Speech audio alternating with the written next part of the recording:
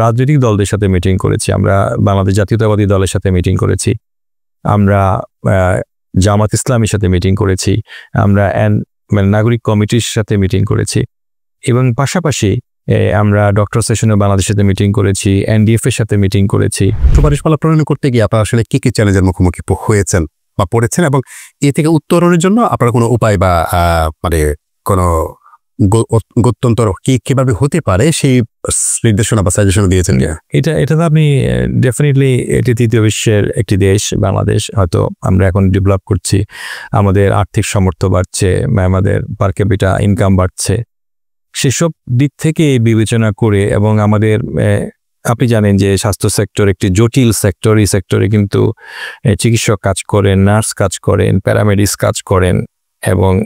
একদিকে medical education, একদিকে nursing education, একদিকে টিচার্স, একদিকে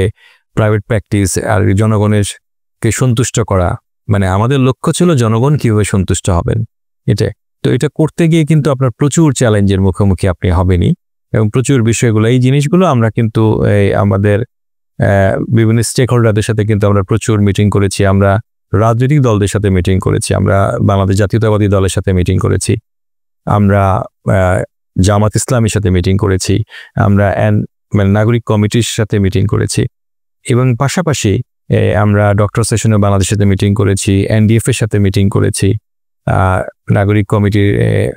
আপনার স্বাস্থ্য বিষয়ক ডাক্তার যারা তারা আছে, আমরা মেডিকেল স্টুডেন্টদের সাথে মিটিং করেছি, ইন্টার্নিদের সাথে মিটিং করেছি,